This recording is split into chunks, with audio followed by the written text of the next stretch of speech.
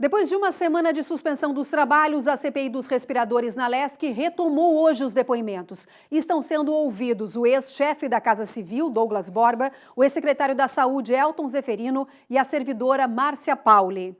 Os depoimentos eram aguardados com expectativa. Os documentos analisados até agora indicam várias oportunidades de trabalho para todos os parlamentares poderem fazer boas perguntas àqueles que serão entrevistados na tarde de hoje. Até então a gente tem visto que o parlamento tem se dedicado a essas questões com muita responsabilidade. Eu imagino que assim seguirão os trabalhos de hoje. Douglas Borba, ex-chefe da Casa Civil, Elton Zeferino, ex-secretário de Saúde, e Márcia Pauli, a servidora responsável pela área de compras, são apontados como os principais personagens na aquisição dos 200 respiradores por R$ 33 milhões com pagamento antecipado e sem garantias.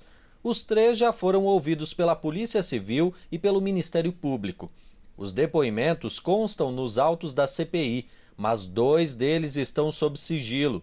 Na sessão desta terça, antes das oitivas iniciarem, a comissão aprovou um mandado de segurança para quebrar o sigilo do conteúdo das declarações dadas pelo ex-secretário da Casa Civil, Douglas Borba, quando foi efetuada a busca e apreensão, e do depoimento do ex-secretário de Saúde, Elton Zeferino, quando ouvido de forma voluntária pela DEIC.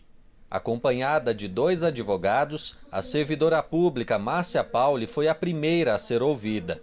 O depoimento foi isolado dos demais. Mesma regra estabelecida para as outras oitivas. Além de revelar dificuldades e fragilidades no processo de compra, Márcia contou da pressão que sofria para que a aquisição fosse finalizada com o fornecedor fluminense. Ela reforçou o que disse em entrevista exclusiva à NDTV, que a autorização do pagamento partiu do então secretário Elton Zeferino e que o secretário da Casa Civil, Douglas Borba, pressionava para que a negociação ocorresse de forma rápida. Bom, já são mais de 2 horas de depoimento da servidora. Nós vamos agora falar ao vivo com o repórter Luan Wozniak, que tem mais detalhes ao vivo. Que outras informações Márcia Pauli está trazendo, né? Ou trouxe nos depoimentos. Luan, uma boa noite para você.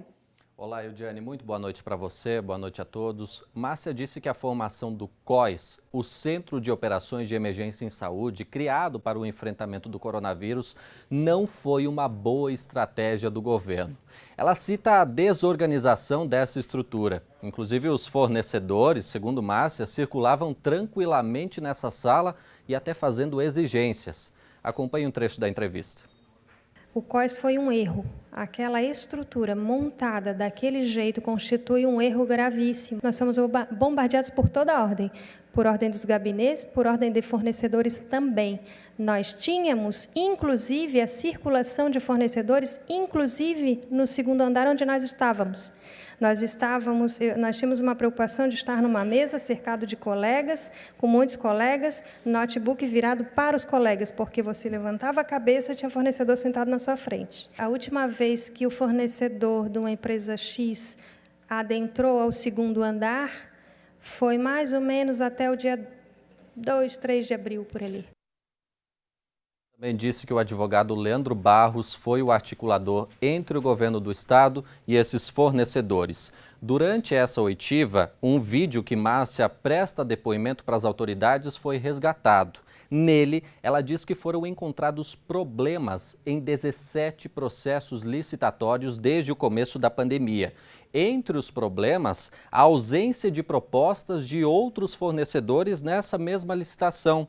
Ela disse que o TCE foi consultado sobre essas compras emergenciais e que disse que era viável, desde que as regras fossem respeitadas. Ela também foi questionada se a Controladoria do Estado fazia o acompanhamento sobre cada uma dessas compras. Márcia disse que isso ocorria por amostragem e que, para ela, o processo estava ocorrendo de forma normal. A CPI ainda deve ouvir outros envolvidos nesse caso, como, por exemplo, o atual secretário de Saúde, André Mota Ribeiro, e também os representantes legais da empresa Veigamed.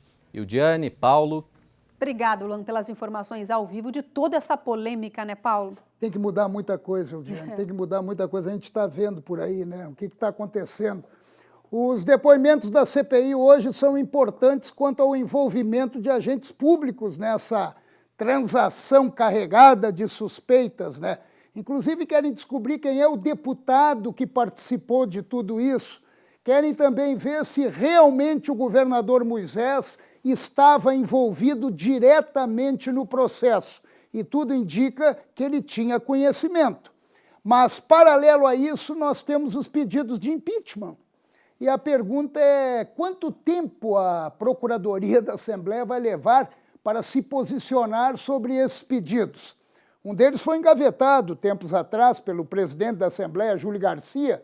Desta vez há outros 5, envolvendo 3 parlamentares. Até agora, silêncio absoluto. O deputado Ivan Nats, que é autor de um deles, considera essa demora inexplicável, até porque, segundo o deputado, se a Procuradoria for realmente provocada pelo presidente da Assembleia, rapidamente ela vai apresentar seus pareceres. Chegou-se a cogitar nessa volta aos trabalhos, a volta aos trabalhos depois de uma semana por conta da contaminação por Covid lá do Palácio Barriga Verde, de que a conversa do presidente da Assembleia, Júlio Garcia, com o governador Moisés, dias atrás, colocou o impeachment em terceiro plano. Os deputados, entre eles Maurício Skudlark e Ana Campanholo, autores de outro pedido de impeachment, querem uma definição, pois em caso de negativa da presidência, poderão recorrer ao plenário. Desconfiam que nem isso terá para acontecer, né?